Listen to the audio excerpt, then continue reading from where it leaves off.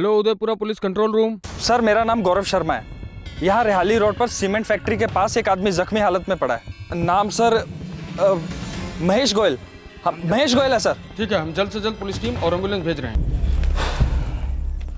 चौधरी पूरा area scan करो, forensic team और फोटोग्राफर्स को भी बुलवाओ। सब।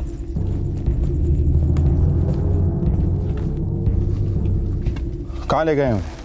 सर्व कृपा अस्पताल में। कौन आया था उसे लेने? घायल का आप भाई होगा शायद। सर महेश गोयल का ऑपरेशन चल रहा है, डॉक्टर से बात नहीं हो पाई। ये महेश गोयल नाम कुछ सुना सुना लगता है। क्या ये वही महेश गोयल है जो लोक जागरण पार्टी का कैंपेन करता है? वही है सर, मैंने लोक जागरण पार्टी का स्टिकर भी देखा उसकी बाइक पर। अभी कुछ ही दिनों में स्थानीय चुनाव होने वाले हैं। लोक जागरण पार्टी का जो उम्मीदवार है विक्रम चौबे, उसके प्रचार का सारा काम यही महेश गोयल देखता है। चुनाव के वक्त में ये चाकू छुरी चलना कोई हैरत की बात नहीं है। मुझे तो अभी से इस केस में राजनीति का रंग नजर आ रहा है। अरे विक्रम चौबे पागल हो गया चुनाव के टेंशन में। चंदन भैया वो टेंशन ले नहीं रहा है, दे रहा है। उसके हाथ मौका लग गया है आपको बदनाम करने का, और वो वही कर रहा है। कहीं ये हमारी पार्टी में से तो किसी ने नहीं करवाया ना? सवाल ही नहीं उठता। अगर किसी ने किया होता तो मुझे जरूर पता चलता। विक्रम को तो बैठे बैठे मुद्दा मिल गया हम पर निशाना उठाने का। बैठे बैठे दुनिया में कुछ भी नहीं मिलता। मुझे तो लगता है ये सब कुछ विक्रम का ही किया धरा है। लोगों की हमदर्दी हासिल करने के लिए उसी ने यह नाटक किया। पर अब हम क्या करेंगे? राजनीति में आरोप प्रत्यारोप तो चलते ही रहते हैं। मैं सब संभाल लूंगा। मुझे खुद नहीं पता कि गड़बड़ कैसे हो गई। हाँ मुझे पता है कि महेश काफी सीरियस है। अब क्या कर सकते हैं? हाँ मामला तो गरमाएगा ही। देखिए चुनावी माहौल काफी गर्म है। विक्रम चौबे हमारी पत्नी के खिलाफ इलेक्शन लड़ रहा है। अब विक्रम के घर में अगर किसी को जुकाम भी हो जाए तो उसका इल्जाम वो हम पर ही देगा। चुनाव जीतने के लिए लोग किसी भी हद तक जा सकते हैं। महेश गोयल विक्रम चौबे के घर का सदस्य नहीं है, उसकी पार्टी का वर्कर है। और आपको बता दूं, उसे जुकाम नहीं हुआ है, उस पर हमला हुआ है, वो भी जानलेवा। और आप हम पर शक कर रहे हैं? वैसे हमने महेश गोयल से जुड़े सभी लोगों की डिटेल्स निकलवाई। उसकी किसी से दुश्मनी हो ऐसा कुछ सामने नहीं आया है। सिर्फ एक ही कनेक्शन बन रहा है कि वो आपके खिलाफ चुनाव प्रचार कर रहा है। और जैसा कि आपने कहा है कि चुनाव जीतने के लिए लोग किसी भी हद तक जा सकते हैं। सारी हदें तो विक्रम चौबे ने पार कर दी इंस्पेक्टर। बाहर जाकर देखिए वो किस तरह से इस मुद्दे का इस्तेमाल करके लोगों की सहानुभूति लेने की कोशिश कर रहा है। उनके कार्यकर्ता पूरी कोशिश कर रहे हैं हंगामा खड़ा करने की। ये तो हमने अपने वर्करों को रोक रखा है, वरना हमारी पार्टी की जड़ें भी बहुत गहरी हैं। हम भी ईंट का जवाब पत्थर से दे सकते हैं। बाद में हमसे मत कहिएगा कि हमने आपको आगाह नहीं किया। चेतावनी के लिए शुक्रिया। वैसे ऐसे मामलों से निपटना हम जानते हैं। आप अपनी राजनीति कीजिए, हम अपना काम करें। आप गलत दरवाजे पे दस्तक दें। उन्हीं के पार्टी के किसी अंदर के आदमी का काम। तो कहावत तो आपने सुनी होगी ना कि एक तीर से दो शिकार। मेजर अटैक, हम लोग महेश जी को नहीं बचा पाए।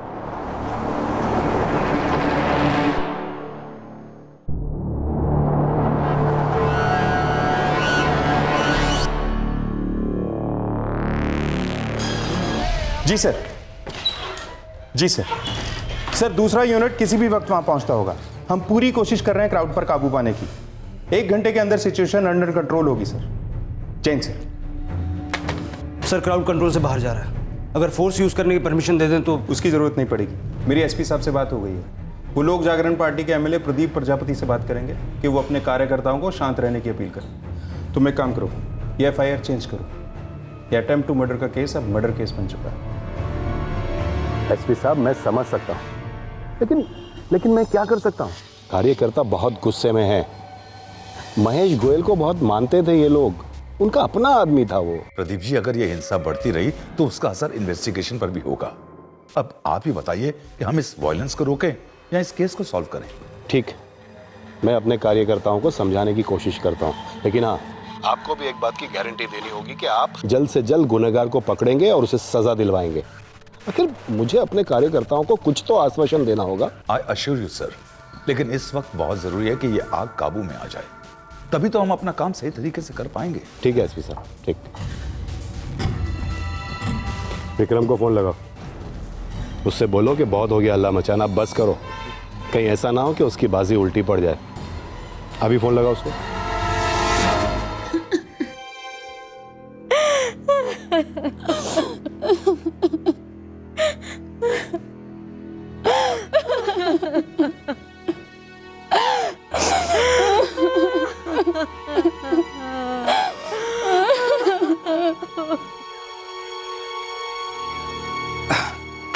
पूजा, मैं पंडित जी से मुहूर्त निकलवा कर लड़के वालों से मिलाता हूँ।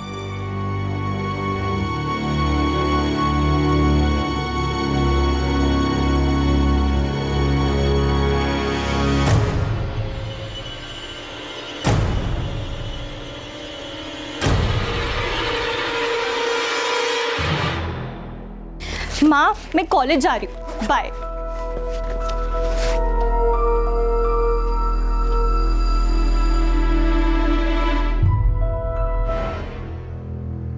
नहीं साहब, हम लोगों में से किसी ने नहीं किया है। तो फिर किसने किया? अभी तक पता नहीं चला साहब, लेकिन हम ढूंढ निकालेंगे, आप टेंशन मत लो। टेंशन मुझे नहीं, तुझे हो जाएगा अगर जल्दी पता नहीं लगा। साहब पक्का भाड़े के टट्टू थे, 2 थे ना, एक को तो पक्का ढूंढ निकालेंगे। एक मिल गया तो दूसरा अपने आप हाथ लग जाएगा। तू पहले एक को तो ढूंढ। साहब पता तो नहीं है, लेकिन हम ढूंढ निकालेंगे। लेकिन कब? सबसे यही डायलॉग सुन रहा हूँ। महेश गोयल पॉलिटिक्स में था, पर उसे इस तरह सड़क पर रोक कर मारना कोई मामूली बात नहीं साहब। वो जो कोई भी होगा डेयरिंग वाला होगा साहब। तो पता लगा ये डेयरिंग वाला डर के हमारे किस बिल में छुपा बैठा है? साहब मैंने आपसे कितनी बार कहा है कि चंदन गुप्ता ने ही मेरे भाई का खून किया है, लेकिन आप उनसे पूछताछ करने की बजाय हमसे सवाल जवाब कर रहे हैं। हमारे भैया के लिए उनका परिवार, उनकी पार्टी, उनकी दुकान, यही सब उनकी जिंदगी थी। साहब महेश गोयल इस एरिया में काफ़ी फेमस था।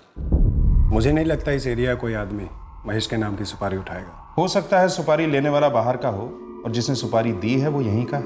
मेरे पास इसकी कोई जानकारी नहीं है साहब, पर कोशिश जारी। तू अपनी बता, तूने आखिरी काम कौन सा उठाया था? 6 महीने पहले ही तो बेल हुआ है। वो दिन है और आज का दिन, तौबा कर लिया उस काम से। अब तो आप लोगों की मेहरबानी, सिर्फ दाल रोटी चल रही है साहब। दाल रोटी नहीं, बिरयानी भी मिलेगी। पहले कोई काम की खबर लेके आ।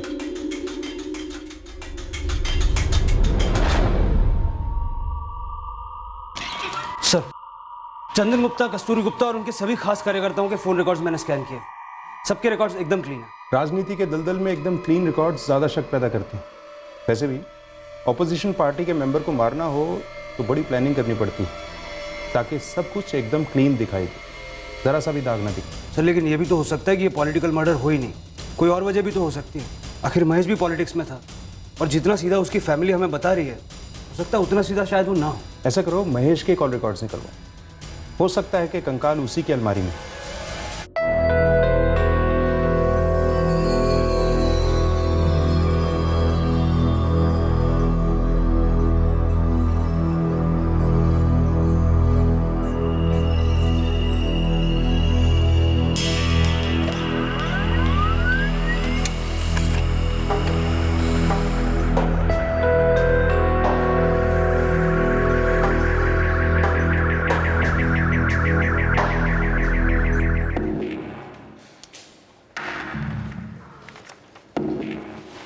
तीर निशाने पे लगा है। Yes sir. महेश गोयल की 16 मार्च तक रोजाना एक नंबर से बात होती थी। 16 मार्च के बाद एक बार भी नहीं हुई, और उसके ठीक 4 दिन बाद यानी 20 मार्च को महेश पर हमला हुआ। ये 44467898 ये किसका नंबर है? किसी पूजा जायसवाल का। इस पूजा जायसवाल की हर रोज महेश से बात होती थी, फिर अचानक बातचीत होना बंद हो गई। इस पूजा जायसवाल से अपना बातचीत करना तो बनता है।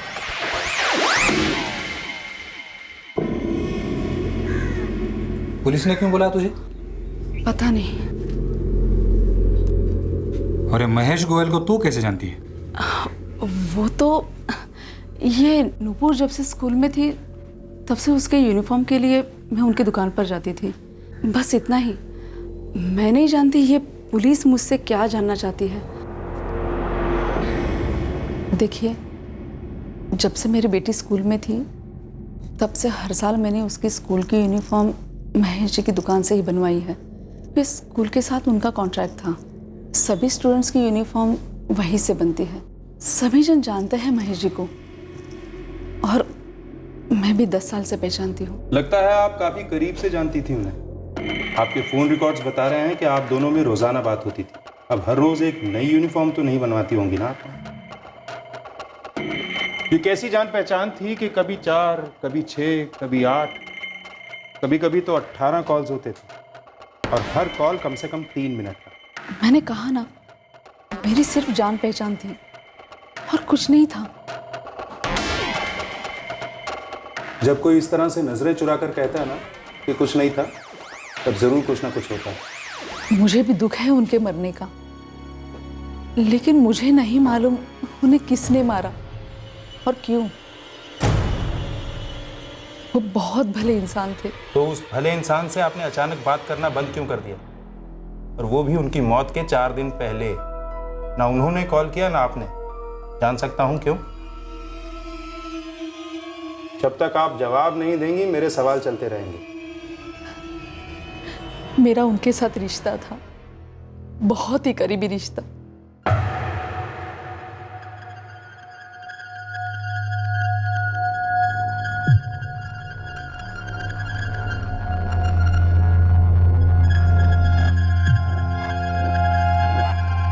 जब नुपुर 10 साल की थी, तब से मैं हर साल महेश जी की दुकान पर उसके स्कूल ड्रेस के लिए जाया करती थी।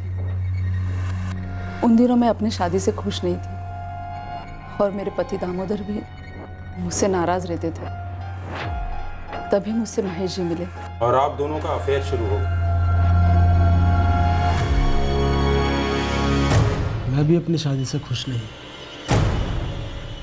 पूजा, हम दोनों का हाल बिल्कुल एक जैसा है, पर हम अपनी अपनी शादी भी नहीं तोड़ सकते क्योंकि इसका असर हमारे परिवार और बच्चों पर पड़ सकता है। मैं समझती हूँ हम अपने बच्चों को नाराज नहीं कर सकते, लेकिन हम खुद को भी नाराज नहीं करेंगे।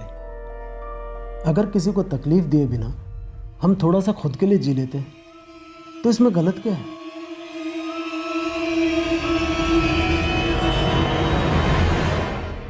हमारे रिश्ते में कोई बंधन नहीं था। हमें तो बस एक दूसरे का साथ अच्छा लगता था और हम एक दूसरे से अपने मन की बातें शेयर किया करते थे। फिर ये शेयरिंग अचानक 16 मार्च के बाद बंद कैसे हो गई? किसके घर पता चल गया था, आपके या महेश के?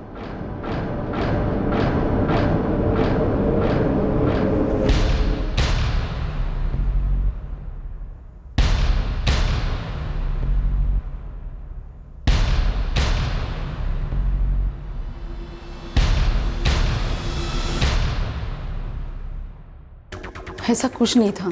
तो फिर क्यों 16 मार्च के बाद आप लोगों के बीच बात नहीं हुई? क्योंकि 16 मार्च को मैं अपने पति और बेटी के साथ में गांव जा रही थी और उसी दिन मैंने उन्हें फ़ोन किया था। हम लोग आज निकल रहे हैं, 4 दिन बाद ही लौटेंगे। भगवान करे नुपुर को ये लड़का पसंद आ जाए और ये रिश्ता तय हो जाए। देखना सब अच्छा होगा। अच्छा ही होगा। अगर ये 4 दिन आप मुझे फ़ोन ना करें, मैं बात नहीं कर पाऊंगी। कुछ कहने की ज़रूरत नहीं है।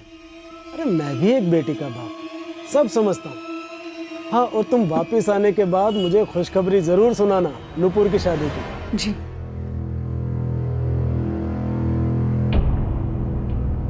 नुपुर की शादी तय होने जा रही थी और मैं नहीं चाहती थी कि मेरे और महेश जी के रिश्ते की जरा सी भी भनक किसी को लगे जिससे नुपुर की शादी पे आ जाए। इसलिए हमने उन दिनों बात नहीं की। लेकिन मुझे पता नहीं था कि उन्हीं दिनों इनके साथ ऐसा कुछ हो जाएगा।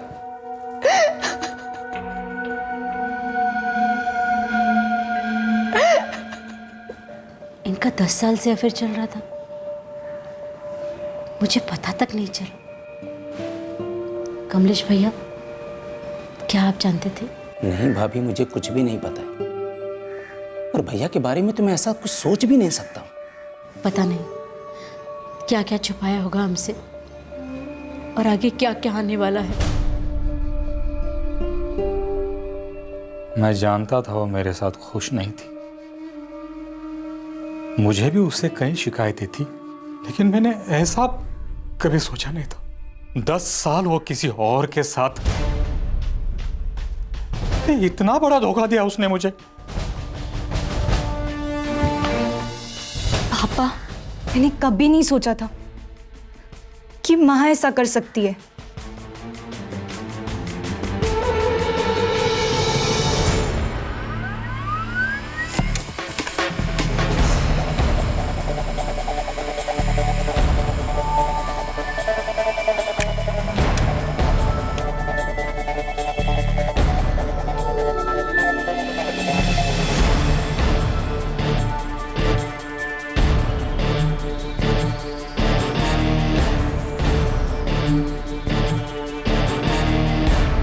सर, पूजा और उसके पति दामोदर के फोन रिकॉर्ड्स चेक किए, महेश गोयल की पत्नी शांति गोयल और कमलेश गोयल के रिकॉर्ड्स भी देखे।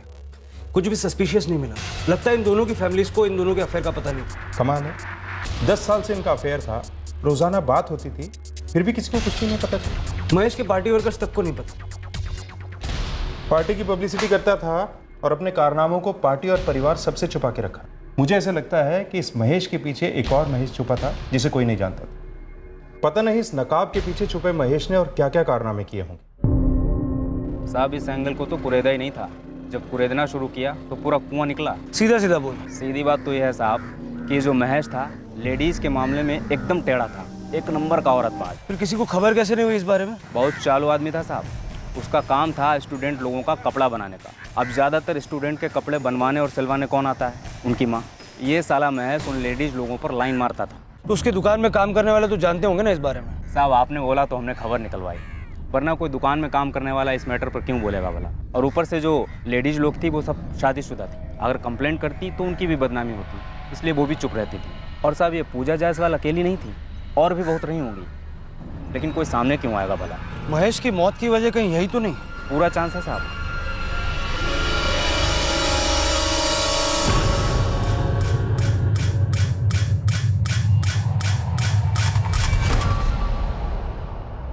कैसे इंसान थे वो? मुझे लगता है 20 साल की शादी में मैं उन्हें जरा भी पहचान नहीं पाई। माँ, ऐसा भी तो हो सकता है कि पापा को कोई बदनाम कर रहा हो। अर्चना सही कह रही है भाई, इसमें जरूर चंदन गुप्ता की साजिश है। अरे भैया, ऐसे हो ही नहीं सकते। अरे विक्रम जी, पुलिस मुझसे पूछकर थोड़ी ना महेश का कैरेक्टर सर्टिफिकेट बनवा रही है। वो तो जो जैसा था सामने आ गया। वैसे भी वो आप ही के पार्टी का सदस्य था, आप मुझसे ज्यादा जानते होंगे। ये मैं बहुत अच्छी तरीके से जानता हूं कि आप ये अनछंड कहानियां क्यों बना रहे हैं, ताकि महेश के नाम पे आप मुझ पे और मेरी पार्टी पे कीचड़ उछाल सकें। ऐसा मैंने सोचा तो नहीं था, लेकिन जो कुछ भी हो रहा है हमें खुशी हो रही है उसमें। और एक बात, पूजा जायसवाल को हमने खड़ा नहीं किया, पुलिस खुद पहुंची थी वहां तक। और ये छोटी छोटी बात पर हमें दोष देना बंद कीजिए। राम राम। मुझे माफ कर दीजिए, मुझसे गलती हो गई। किस मुंह से माफी मांग रही हो? अगर ये सब नहीं हुआ होता तो मैं तो पूरी जिंदगी अंधेरे में ही रहता। तुम्हारी ये करतूत कभी सामने नहीं आती। मुझे अब तुमसे कोई रिश्ता नहीं रखना।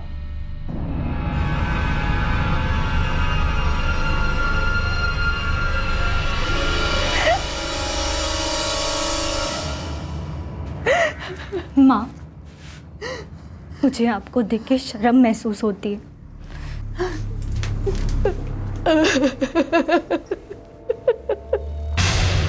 सर, ये तो तय है कि महेश का पूजा के अलावा बहुत सारी औरतों से चक्कर था, लेकिन ये पता लगा पाना मुश्किल है कि किस किस से उसका अफेयर था और किसने उसके मर्डर की साजिश की। पता चल जाएगा चौधरी। जब महेश का इतना गहरा राज छुपा नहीं रह सका, तो ये साजिश कैसे छुपी रह सकती है? दिमाग बेच खाए हो क्या? समझा उसको, दुम पकड़ के बैठा रहे एक जगह। तू भी दोबारा फोन मत करना, माहौल ठीक नहीं है, समझा?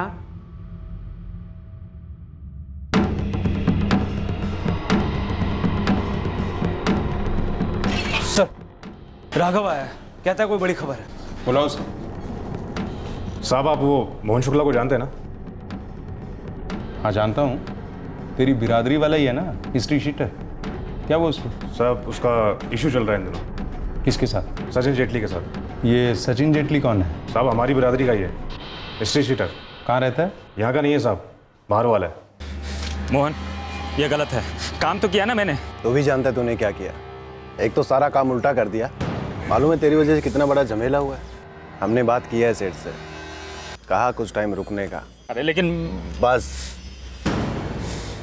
साहब, वो चाय वाला है ना, वो मेरा दोस्त है। उसके कानों में जो पड़ा उसने मुझे बताया। मोहन और सचिन के बीच पैसे की बात पे कुछ पंगा चल रहा था। पक्का सुपारी के पैसे होंगे। और साहब, पिछले एक हफ्ते में हमारे यहाँ एक ही कांड हुआ है।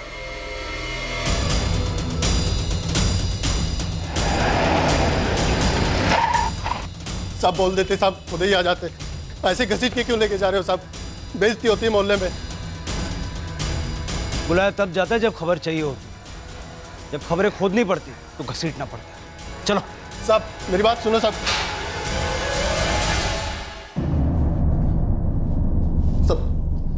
सब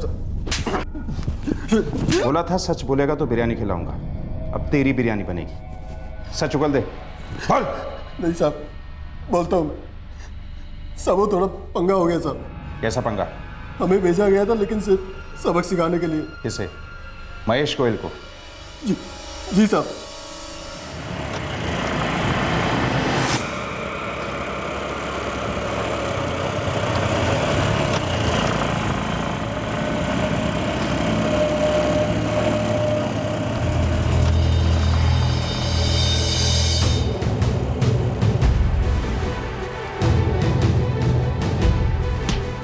तो प्लान मारने का था, जान से मारने का नहीं। जी सर। किसका प्लान था? कौन मास्टर महेश को सबक सिखाना चाहता था? सेठ जी वो पैसे लेने कब आऊं? साले किस बात के पैसे? जो बोला था वो तो किया नहीं। किसने बोला था मारने को? सॉरी सेठ जी, वो गलती हो गई। वो मेरे साथ जो बंदा था ना, उसने ज्यादा ही हाथ घुमा दिया। कौन बोला था ऐसे पागल को साथ में ले जाने को? पता है वो महेश सीरियस है, शायद मर भी सकता है। अरे बाप रे, ये तो बहुत बड़ी गलती हो गई सेठ जी। ऐसी की तैसी तेरी गलती की। कुछ दिन चुपचाप बैठ और दोबारा फोन मत करना मुझे, वरना तेरी ये गलती हमारे गले का फंदा बन जाएगी। मेरा कब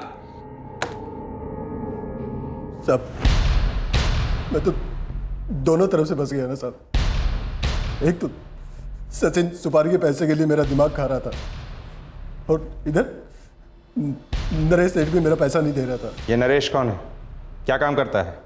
सब नरेश सेठ पे कैटरिंग का बिजनेस है। सचिन कहाँ मिलेगा?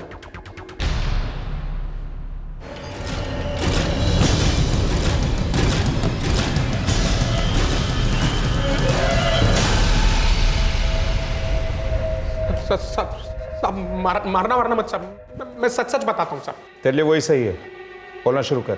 साहब मैंने तो सिर्फ पिटने को बोला था, वो भी थोड़ा सा, लेकिन उन्होंने चाकू मार दिया, और वो भी कितने बार मुझे नहीं पता। आगे बोल, क्या सबक सिखाना चाहता था तू महेश को? साहब मेरा महेश के साथ कोई लेना देना नहीं है। तो किसका लेना देना था? ये सब मैंने चंदन भाई साहब के कहने पे किया। आप गलत दरवाजे पे दस्तक दे रहे हैं। उन्हीं के पार्टी के किसी अंदर के आदमी का काम है। चंदन गुप्ता भी इन्वॉल्व था इस क्राइम में। उनका मुझ पर बहुत एहसान है साहब। मेरा धंधा उन्होंने सेटल करने में मेरी मदद की थी। उन्होंने बोला कि महेश को सबक सिखाना ज़रूरी है, इसलिए मैंने मोहन को बोला, लेकिन मोहन अपने किसी सरफिरे दोस्त को अपने साथ ले गया और उसने ये कांड कर दिया।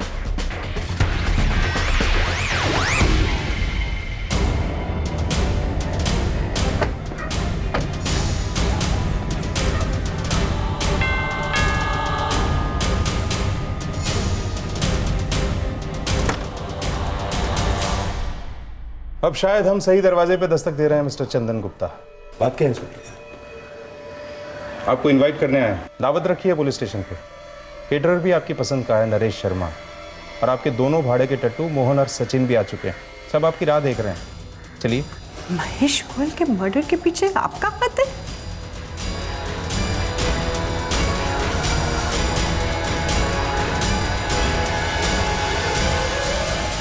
जल्दी बोलना शुरू करो चंदन गुप्ता, वैसे कल तक बात पूरे इलाके में फैल जाएगी। आपकी पत्नी की उम्मीदवारी भी कैंसिल हो सकती है। ना भी हुई तो हारना तो तय है। आपका पैंतरा उल्टा पड़ गया। इसका राजनीति से कोई लेना देना नहीं था सर। वही तो मैं कह रहा हूं। जो भी आपने बोलना है अभी बोल दो। उसमें कितना सच है कितना झूठ है वो हम पता लगा लेंगे, और जरूरत पड़ी तो आपसे उगलवा लेंगे। आप तो बोलना शुरू करो बस। ये महेश गोयल की नजर बिल्कुल अच्छी नहीं थी। हर औरत पर गंदी नजर डालता था, गंदे गंदे इशारे करता था। काफी औरतों ने शिकायत की थी मुझसे। पानी सर से ऊंचा तब हो गया जब कुछ हफ्ते पहले एक औरत फिर से उसकी शिकायत लेकर हमारे पास आई।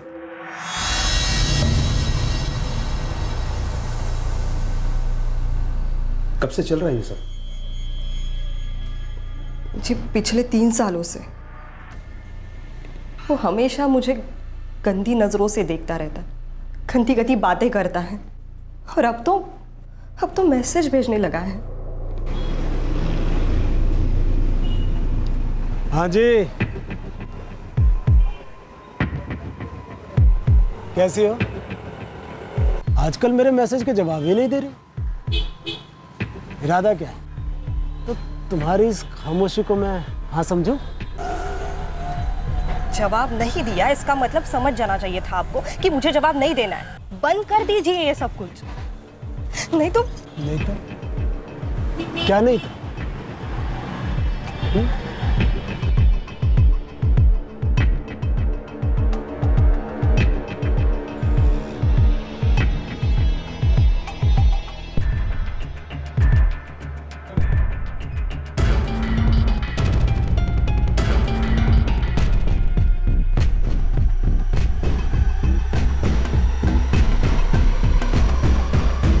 आपको दिखाना था, इसीलिए ये मैसेज डिलीट नहीं किया।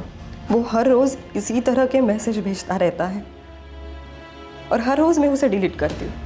कभी कभी ऐसा लगता है कि मेरे पति ने वो पढ़ लिए तो क्या समझ बैठेंगे वो। एक बार ऐसे भी लगा कि नया नंबर ले लूँ, लेकिन पति तो तब भी सवाल पूछेंगे ना। महेश गोयल 1 नंबर का बेशर्म इंसान है। वो जानता है मेरी मजबूरी को और उसी का फायदा उठा रहा है। मुझे समझ में नहीं आ रहा कि मैं क्या करूं। आप ही मेरी मदद कीजिए। ये कोई पहली बार नहीं हुआ था। इलाके की कई औरतें परेशान थी उससे, मुझे आकर कंप्लेंट करती थी और मुझे बहुत गुस्सा आता था कि औरतें बेबस थी, चुपचाप सह रही थी।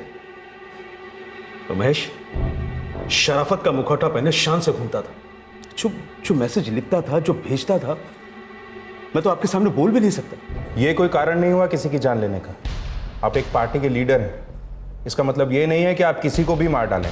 मैं तो सिर्फ उसे पिटवाना चाहता था ताकि उसे सबक मिले और औरतों को परेशान करना बंद करे। अगर आप ऐसा चाहते थे तो पुलिस में कंप्लेंट कर सकते थे। अगर मैं ऐसा करता तो मुझ पर राजनीति करने का आरोप लगता। आप उन औरतों को भी कंप्लेंट करने के लिए बोल सकते थे। वो शादीशुदा औरतें, और महेश जानता था कि जो अपने पति से ये सब बातें नहीं कह सकती वो पुलिस में कंप्लेंट क्या करवाएंगी। तो आपने खुद ही ये समाज सेवा करने का फैसला कर लिया और अपने उस वफादार नरेश को ये काम सौंपा।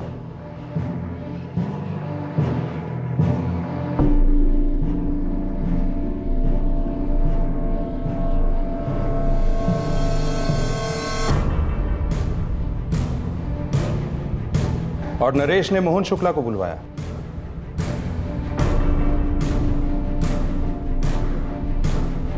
ये 10,000 एडवांस, बाकी सबक सिखाने के बाद। सेठ जी, इस काम को पूरा करने के लिए एक आदमी और लगेगा। 10 बुला, पैसे उतने ही मिलेंगे जितने तय हुए। ठीक है। और मोहन ने बाहर से एक दूसरे हिस्ट्री शीटर को बुलाया, सचिन जेटली। दाम कम है क्योंकि जान से नहीं मारना, सिर्फ पीटना है। बॉल करेगा या नहीं? ठीक है चल।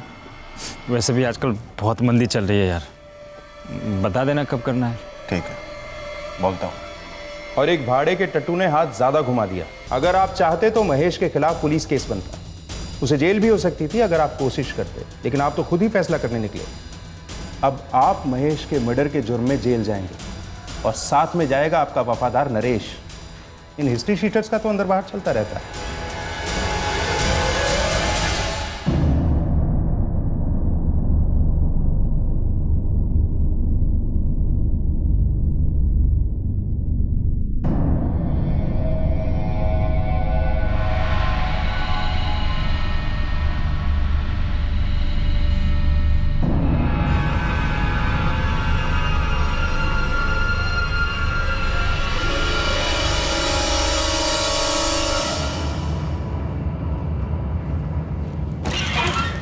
सर, ज्योति से बात हुई। उसने माना कि महेश की हरकतों से परेशान होकर वो चंदन गुप्ता के पास मदद मांगने के लिए गई थी। कमाल है, एक जुर्म हुआ, एक पार्टी का वर्कर मारा गया जिसे राइवल पार्टी के लीडर ने मरवाया, पर वजह पॉलिटिकल नहीं थी। इरादा चाहे सबक सिखाने को हो या पीटने का, वो भी जुर्म ही है। और आखिरकार यहां तो मर्डर हुआ है, जो कि उससे भी संगीन जुर्म है। प्रदीप जी, मुझे तो यकीन ही नहीं हो रहा है कि महेश इतनी गिरी हुई हरकतें कर सकता है, और हैरान इस बात पे हूं कि कभी किसी ने मुझे इस बारे में कुछ बताया ही नहीं। इस केस में जो खुलासा हुआ उसने सबको चौंका दिया। चंदन की पत्नी यकीन ही नहीं कर पाई कि उसके पति ने उसे अंधेरे में रखकर ऐसी साजिश रची जिसकी वजह से महेश की जान गई। पूजा, जिसके साथ महेश का अफेयर था, उसने कभी नहीं सोचा था कि उसका और महेश का रिश्ता इतने सालों बाद इस तरह सबके सामने आएगा और उसके बसे बसाए घर को तोड़ देगा।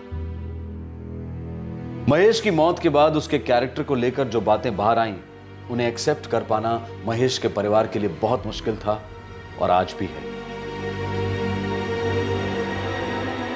चंदन गुप्ता, नरेश शर्मा, मोहन शुक्ला और सचिन जेटली, इन चारों को आईपीसी की धारा 302 के तहत हत्या के लिए, धारा 34 के तहत कॉमन इंटेंशन के लिए और धारा 120 के तहत आपराधिक षड्यंत्र रचने के लिए बुक किया गया है। इंटेरोगेशन के बाद चारों आरोपियों को जुडिशियल कस्टडी में भेज दिया गया है, लेकिन ट्रायल शुरू होना अभी बाकी है। एक संगीन जुर्म, एक हत्या, किसी को सबक सिखाने के बेतुके जुनून का नतीजा था ये। इस केस के अंत में इस केस से जुड़े सभी लोगों को उनके साथ उनके अपनों द्वारा किए गए विश्वासघात के बारे में पता चला, जिससे उनके यकीन को गहरा धक्का लगा। क्या महेश को सबक सिखाने का यही एक तरीका था?